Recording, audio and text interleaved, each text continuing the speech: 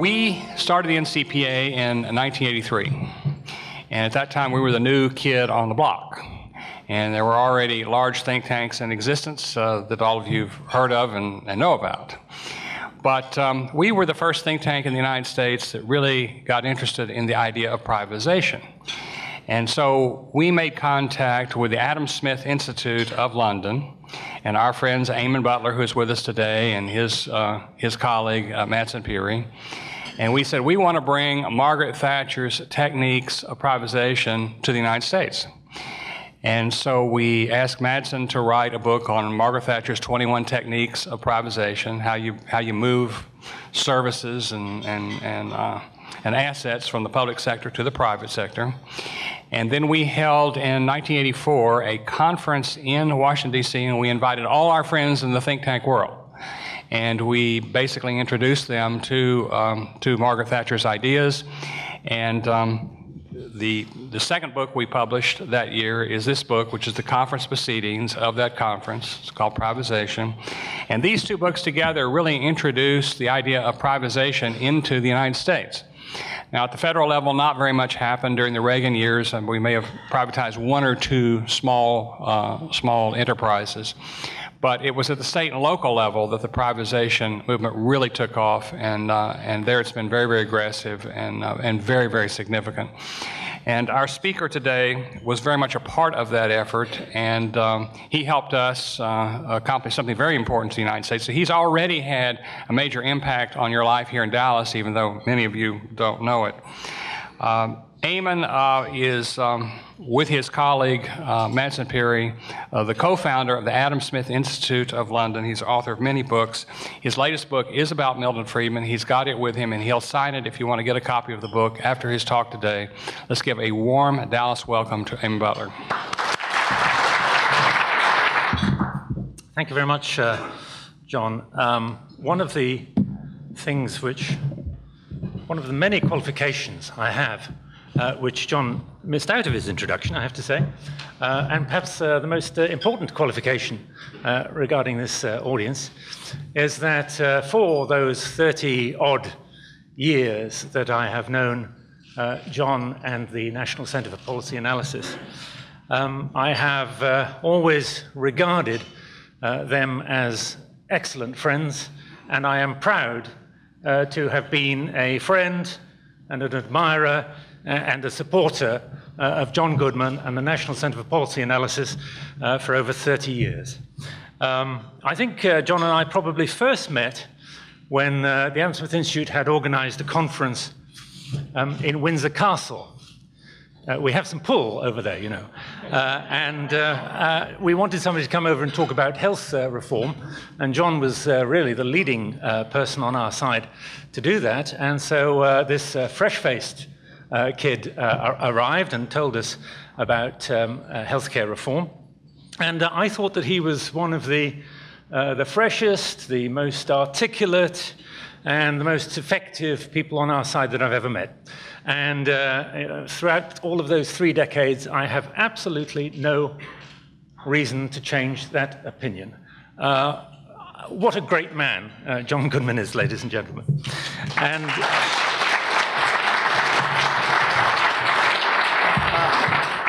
he explained the effect of his ideas here in the United States, but they've also had an effect in the United Kingdom as well. We are at the moment trying to dismantle exactly the same kind of socialized healthcare system that you seem to be trying to build here, or at least that some people are. And for me, it's exhilarating to come here, actually, because despite all of those things, it is people like the NCPA and John Goodman who actually give me a spring in my step. Whenever I come to the United States, I always feel a new sort of resolve and purpose and life to me. In the EU, all we get is grumbling in Europe. We get blockades, we get strikes, Greece is ungovernable. In France, they have protests and demonstrations because they're raising the pension age to 42 or something. In Belgium, they actually didn't have a government for 2 years, and everything went swimmingly. Worked brilliantly. But it's nice to come here. Jefferson, I'm glad to see the sun's come out, because Jefferson famously wrote to a friend in Europe saying, oh, you poor people in Europe, it's always miserable. Over here in America, the sun is always shining. Now, I don't know whether that was simply patriotism or a very early example of climate change, long before we started pumping out petrol fumes. But nevertheless, it's indicative, I think, of the patriotism which one finds here in the United States. And the United States remains the great, despite everything that's happened in the last few years, the United States, let's face it, remains the greatest country on the planet. It is full of optimism and energy and drive and debate. We were in Washington recently before we came here, and I was driving past Capitol Hill, and there were lots of people in T-shirts, and they had, I've got it on my flag, a little flag saying, "Don't tread on me." I thought, this is wonderful. And there was another chap holding a banner saying, "In God we trust, not government." I thought, I'm in paradise. This is where I want to be. And it turned out that they were demonstrating against the Obamacare plan at the Supreme Court. And there were hundreds of them, thousands possibly, I don't know. So even going to Washington, I mean, we in England would say that, not everything is quite right with Washington. But nevertheless, when you go there, you get this enormous surge of the vitality of the place and debate. And we did our Mr. Smith Goes to Washington thing, and we visited the Lincoln Memorial and the Jefferson Memorial and the Washington Monument. Actually, the Washington Monument's confusing because it hasn't got anything written on it. At first, I thought it was a monument to Bill Clinton, but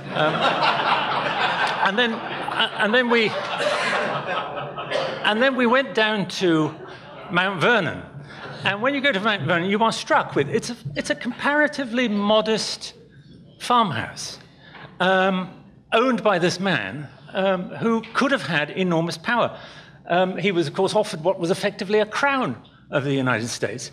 And many of you will know the story of Cincinnatus, who, the Roman senator, he was offered an imperium, and he turned it down, went back to his plow. And of course, Washington did exactly the same, December the 23rd, 1783, I think, and turned down an imperium that Cincinnatus could hardly have dreamed about, and went back to his farm. And you go to Mount Vernon, and all of the pictures and the ceiling plaster and all the rest of it, it's not about power and politics, it's all about farming. That's what the man wanted.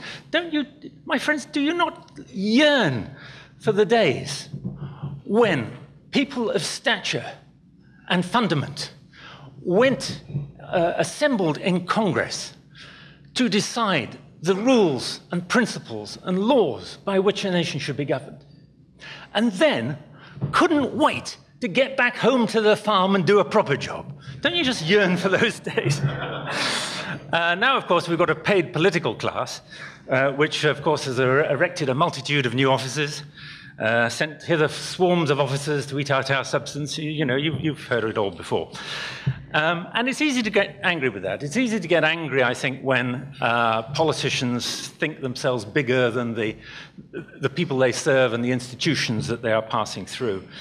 It's easy to get angry when you see our values being derided and traduced, our patriotism scorned, our treasuries emptied, our wallets cleaned out, and our children expropriated. But there are enough people, like those people on Capitol Hill that I saw, saying, "Don't tread on me," that it is not too late to reverse this. There is still time, my friends, to change this course.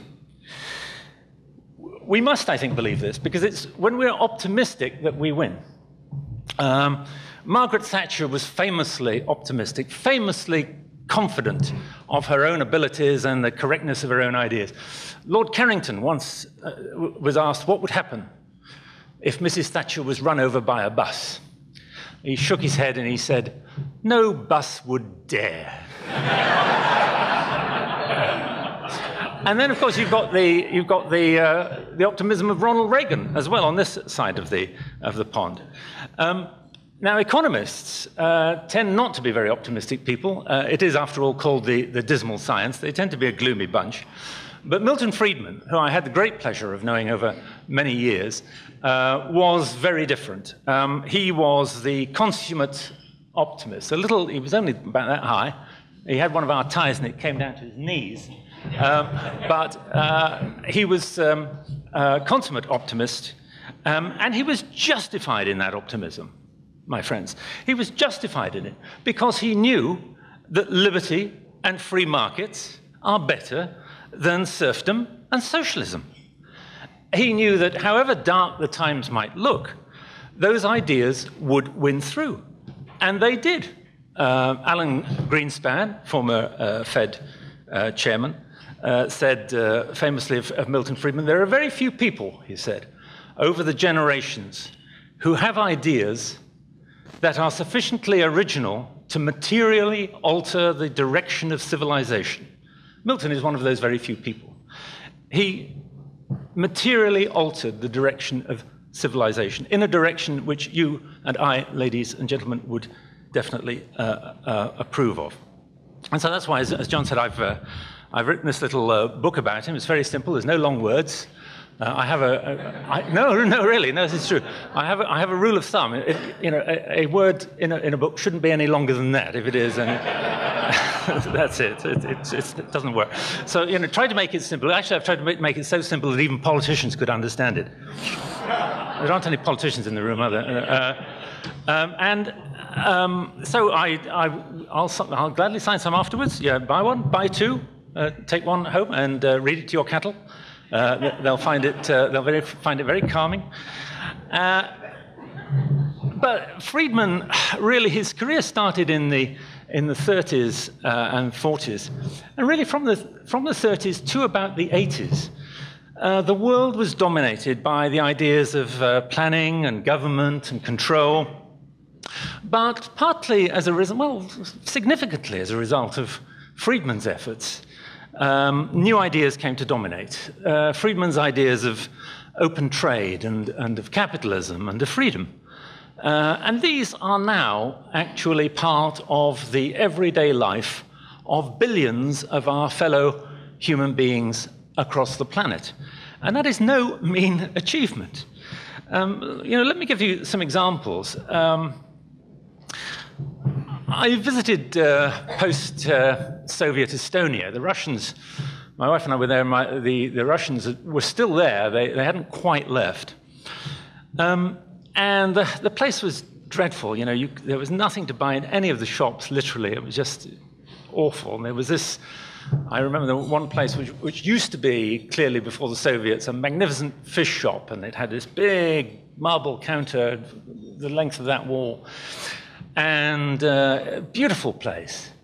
There wasn't any fish in it. There were a few cans of fish, and there was a few bits of dried fish, and that's all there was. And that's the state which the Soviets had left this country in. Within a few years, having shaken off the Soviet yoke, that country became the most internet-wired country in the world. Its industries were privatized, its business taxes were abolished, personal taxes slashed, regulations were swept away. It became what was known as the Baltic Tiger, the most dynamic local economy. And that's partly due to a man that I also count as a friend called Mart Lahr, a great guy. And he got that country when it had 1,000% a year inflation, 30% drop in the economy after the Russians left, 35% unemployment.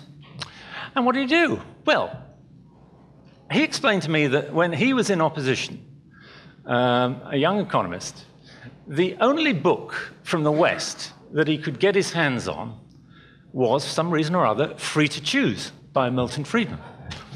So he got this book and said, right, well, this is Western economics, let's do that. And of course, he did it, and it worked. And he said, I'm so lucky, he said, because, we didn't know any different. We just thought Milton Friedman was, the wise guy, and let's do that.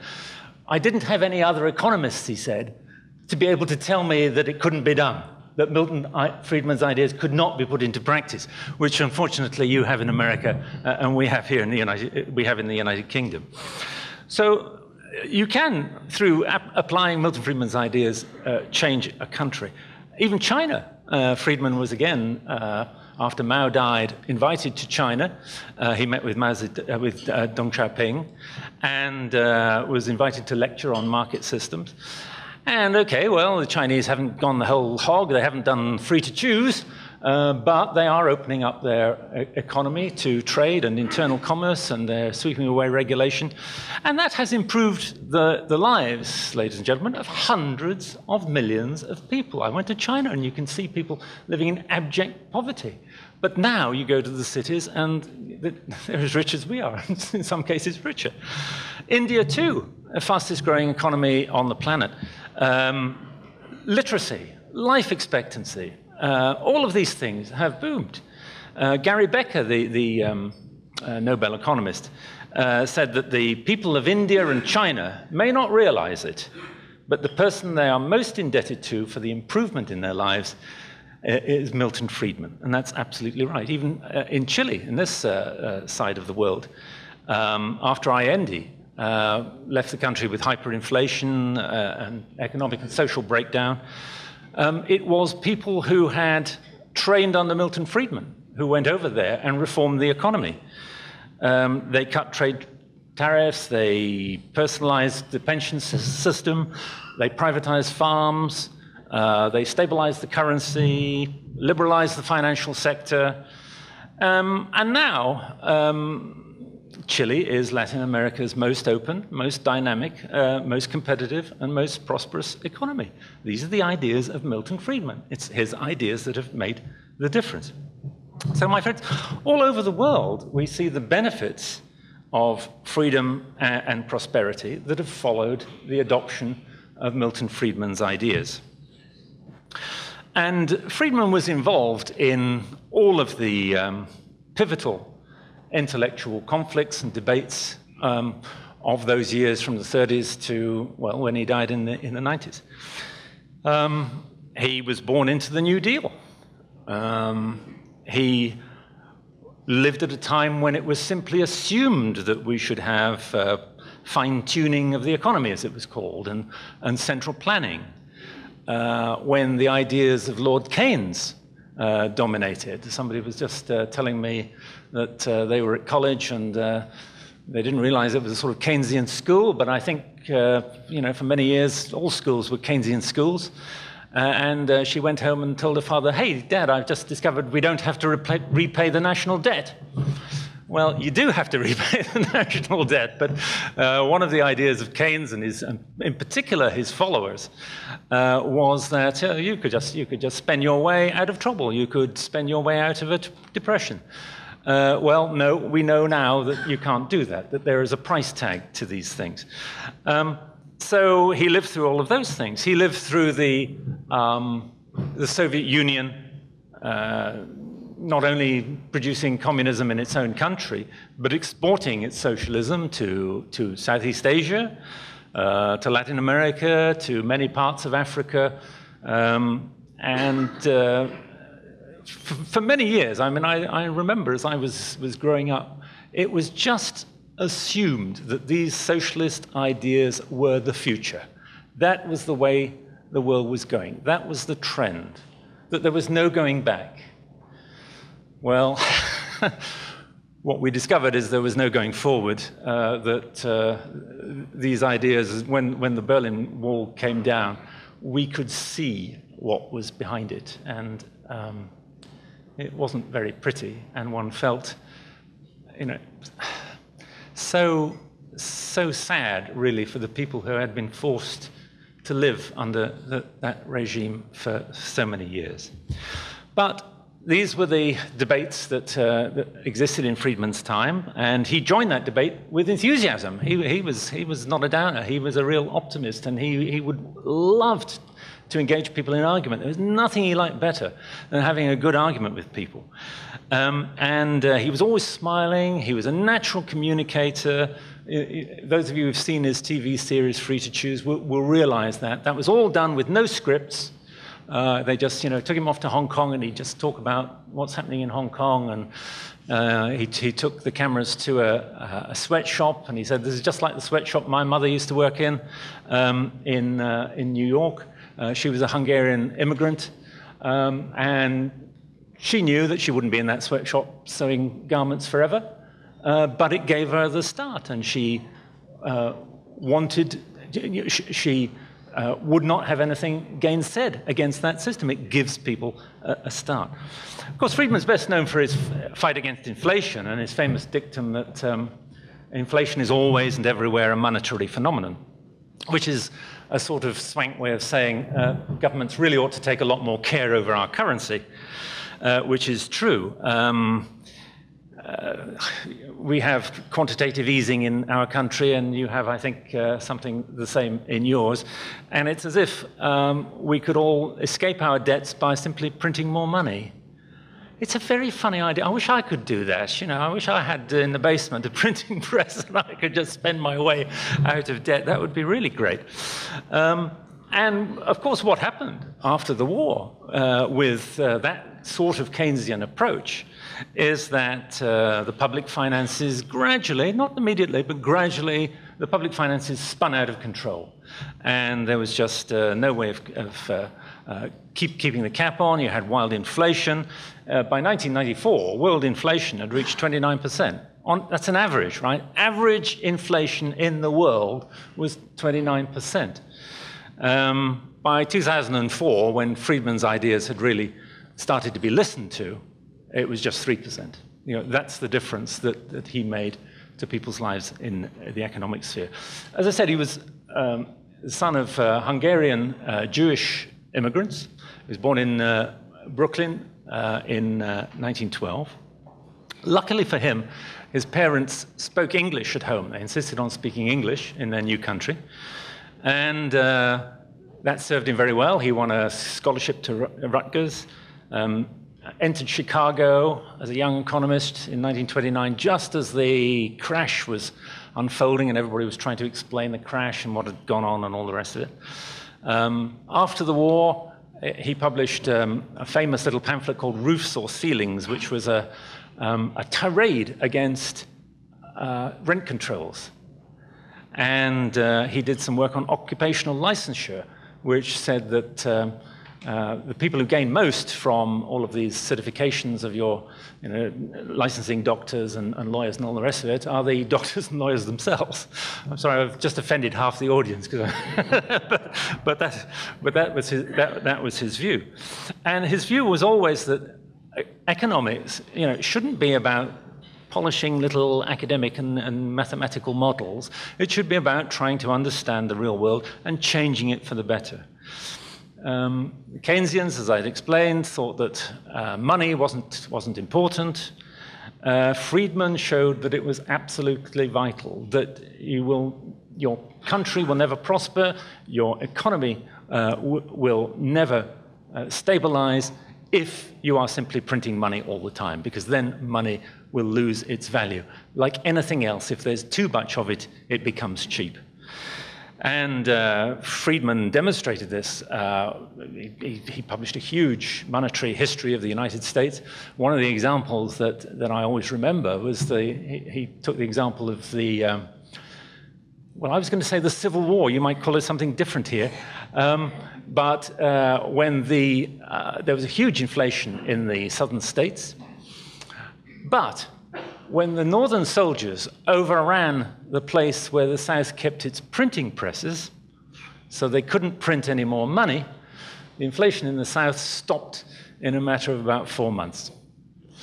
And then, when they'd relocated, they found somewhere else to relocate their printing presses, and they started producing more money again, the inflation started up. I mean, what better example could you want from that? I mean, it was just so clear. And that was typical of the man, how he was able to just get a little example like that and just demonstrate his point in something that's real and that you can actually understand. I was raised on a book of Friedman's, which came out in 1962, called Capitalism and Freedom. It's an absolutely great book.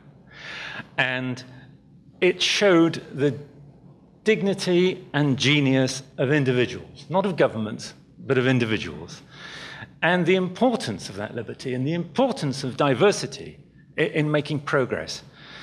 And he used that idea in order to address all of the great issues that we were facing at the time and were trying to work out solutions for.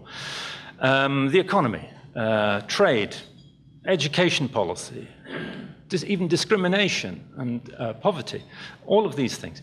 And many of his solutions that we advocated as students, and John, I'm sure, advocated here, for many years, people thought, oh, this is pie in the sky, you know, flat taxes, privatizing pensions, dream on, privatizing the mail, oh yeah. But what's happened in the intervening years? Well, flat taxes. Estonia, which I mentioned, has a flat tax. So do 20 other different countries. The poor pay nothing, everybody else pays a flat rate. It's as simple as that. So you don't get all of these great deductions, you don't get the complexity, you don't get the swarms of officers eating out your substance. Private pensions. Chile did it. They took an ailing state pension system and they privatized it by making it into individual accounts. People would pay in and then they would get out what they'd paid in. And 14 other countries, to my knowledge, have followed them, perhaps even more. Mail privatization is happening now in Europe. British government has announced plans to sell the Royal Mail. So Friedman produced all of these changes which in the 60s were just thought to be just crazy, silly ideas. That's why we must be optimistic, my friends, because we know that we have good ideas, we know that they are scorned, but at the same time, we know that they will work. And Friedman himself influenced a number of politicians. He worked a little for Goldwater. He advised Nixon briefly, but then broke with him when Nixon introduced wage and price controls. And Ronald Reagan, of course, who would quote him quite a lot. And Friedman also wrote, some of you may remember his Newsweek columns every third week, which were really great little gems of free market thinking on things like why the minimum wage does exactly the opposite of what you want it to do. It keeps poor blacks, for example, out of work because employers think these unqualified people aren't worth the money that I have to pay them. How big business talks about free markets, but is the first to go up to Washington and demand special privileges and regulations to keep out the competition. And that, I think, made him one of the best-known economists in the world. In 1976, he became even more famous, of course, when he got the Nobel Prize. It was curiously after retirement that he really became, I think, world famous when a guy called Bob Chittister came up and said, I'd like to do a TV series with you fronting it. And that's the series which was called Free to Choose. And a series of films on TV all over the planet. We had them in London as well. In fact, a friend of mine produced them in London. And it must have influenced millions of people, I think, that TV series. And the book that stemmed out of it was on the bestseller list for weeks and weeks, sold 1 million copies worldwide. In fact, Milton Friedman made more money after his retirement, made more money from that book, Free to Choose, than he had done from all of his other publications put together throughout his long life. So that's the sort of influence that it had. So that, Milton Friedman is another reason why I have a spring in my step when I come to America. In 1880, or thereabouts, the vines of France and other parts of Europe were decimated by a little fly called phylloxera, a great blight. But it turned out that many French and other viticulturists had emigrated earlier to the United States, and they had taken ancestral vines with them. And they had started a wine business here in California. And so the Europeans were able to go to America, take cuttings from those vines that had come originally from Europe, and to graft them on to the roots of their own stock and revive the trade, and that is why we have a French wine industry today. It would never have happened otherwise. It would have been obliterated. And in the UK, the ideas of freedom and competition and open markets and small government, those ideas were once obliterated. After the Second World War, for many decades, they were obliterated in my country. But they remained alive and well here in the United States, thanks very largely to Milton Friedman and people like Milton Friedman and people who were influenced by Milton Friedman. And I count myself as extremely lucky that I and my colleagues and friends were able, like the French wine growers 150 years ago, 200 years ago roughly, that we could come here to the United States, find these ideas which were thriving, and then graft them back onto people like Mrs. Thatcher and her colleagues, and to make those ideas grow once again in the United Kingdom. My friends, Milton Friedman once said, he was asked, what would be how would you see your legacy? And he said, well, the real test for an academic is whether people are still reading and footnoting your work in another 50 years' time, and whether you're still being cited in the textbooks. And I think, well, possibly that is true. But I think a better test is probably that billions of people now across the planet have very much better lives. And even those who don't have at least the hope of freedom and progress. And that, I think, is the true legacy of Milton Friedman. Thank you all very much. Can you put Ben Bernanke in the context of Friedman? For example, he has controlled inflation, and yet he's printing money feverishly. So is he a hybrid, or what is it? This is actually a very difficult question to answer, and we have the same kind of debates in the United Kingdom. I don't know enough about the American monetary situation to give you a good answer. I can tell you about the UK.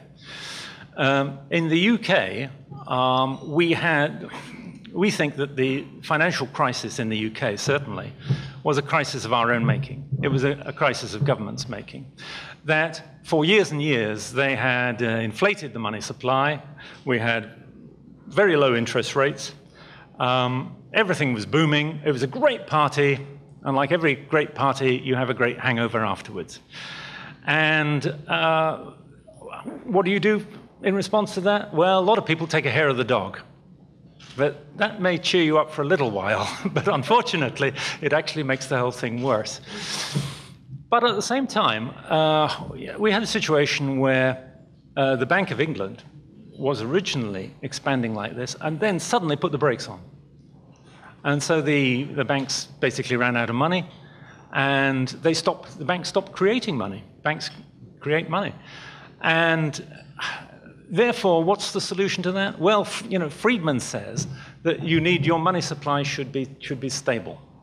So if you've just lost a huge amount of the money supply, if it's just dropped off a cliff, then maybe printing money is what you should do. And I think probably other free market economists might say the same. But you've got to be prepared to rein it in when things start improving again. And that is what I'm skeptical about. Central bankers are very good at printing money, keeping interest rates low, initiating a boom. They are extremely bad when things start to go well, of saying, well, I think we all have to tighten our belts a bit now. Things are going a bit too well. They're very bad at doing that, so that's the problem. If Milton Friedman could be resurrected today and brought back to us, what would he say about the eye-popping debt that we have in the United States? And especially, what would he say about whether raising taxes would make it better or worse? Well, that I can tell you, because Milton Friedman famously said, you don't cure a deficit by raising taxes. If you raise taxes, governments will just spend it. and then you'll be in an even bigger hole afterwards. So Friedman would say, no, raising tax is not the way to reduce your deficit and start paying off your debt. The way to do that is to reduce your expenditure. It's just like the rest of us. If we run into debt, we have to rein in. And government really ought to do the same. And I don't know about your government, but my government certainly has not really done that. There's been a lot of talk about the cuts in public expenditure and all of this sort of stuff and firing civil servants and so on. But in fact, government expenditure has just continued to go up and up and up. It's increased at a lower rate. It's slowed off a bit, but it's still increasing. And the budget this year is bigger than the budget last year and bigger than the budget before. Well, sometime, the hope is, of course, that, the economy will get back on its feet, it'll grow, and then the private sector will take off, and then the government sector will be a smaller percentage. Well, dream on. It's taken quite a long time, I think. So I think Friedman would be very skeptical of the current policies, very much so. John Malden recently wrote a book called Endgame. And sometimes we get the feeling like we're in the final chapters of Atlas Shrugged. Is it too late? You look at the road to serfdom and some of the other things, and the corrosive nature of our politics and our national finances seems to me like a very dangerous. What's your comment about that? I remain optimistic. Friedman taught me that much, that there's so many things that people think are politically impossible. But in fact, what you often find is that next year they happen. And I think that we can achieve a lot, provided that we stick together, we stick to our ideas, and we believe in ideas, and we are optimistic that we will win. And you're quite right that there are plenty of problems, and that it's who was it? In 1812, the British government appointed a man to sit in a house on the White Cliffs of Dover with a telescope aimed at France, and his job was to ring an alarm bell if he saw Napoleon coming. You know when they abolished that job? 1947. So government and bureaucracy does have a way of hanging around, it is true. I'm thinking of writing a book on this because I think, look, I'm a Democrat. I believe in democracy, but I think our democracy has been perverted. And I think if you go back to, I advise you, go home. I'm sure that you all have a copy of the Constitution back at home. Go and read it. I wish that some of our politicians would read it and realize that their power has to be limited. That, fine, the people decide things, but you don't want 51% of the population exploiting the other 49. You don't want interest groups getting together in coalitions and exploiting the minorities like ourselves. This is what is wrong with the democratic system at the moment. It's a good system, but it's simply been perverted. So I would say, go back to your constitution, and I think we still hold these truths to be self-evident. Yeah. The world is denominated in dollars, so if we fixate on our own budget, there's something bigger out there taking place, and it's actually more important and would be the point of the whole game. Yeah. I think that all politicians have to realize that people can up sticks and go somewhere else. And this is even more so now than it was 30, 40, 50 years ago. People are extremely mobile. And it's a big world out there, actually. And you say, yeah, well, the dollar is huge, and it's all around the planet and all the rest of it. But there are lots of other countries with lots of other currencies. And we look at the problems that we have in Europe, and we were told that the euro was going to be the great hope of European civilization, and it would come to dominate, and it would challenge the dollar and all the rest of it. Look at it now, it's falling to pieces. So I think that you have to be realistic. I think, yes, you should be aware that America It's noblesse oblige, you know. You do have a responsibility, I believe, in this country to the rest of the planet. And you have, even more so, I believe, a responsibility to your own people to make sure that your currency is sound and that people can trust it and that people can do business with it. And if you get that right at home, then you have done service for the rest of the planet. I want to ask a question not about policy, but about intellectual history a little bit.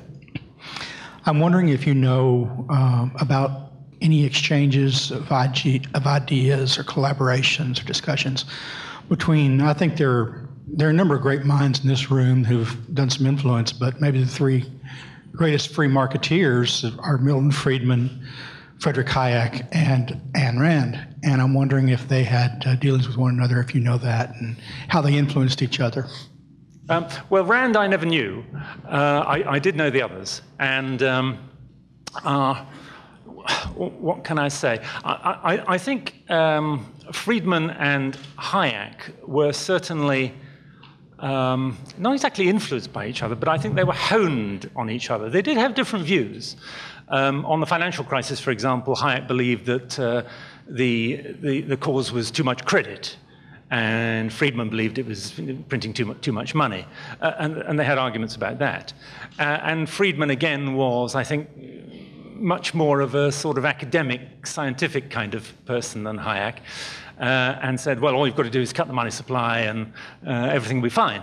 And Friedman and Hayek would say, yes, but if you do that, then you're going to have an immediate deflation, you're going to have unemployment, you're going to have disruption, all of this kind of stuff. You know, get real. There's some real politics here, and it's you know, it's all very well to say that you should take your foot off the accelerator, but if you've got the trade unions with following in a car behind with machine guns, it's pretty hard for politicians to do that. So you know, let's look at the real politics of it, and I think.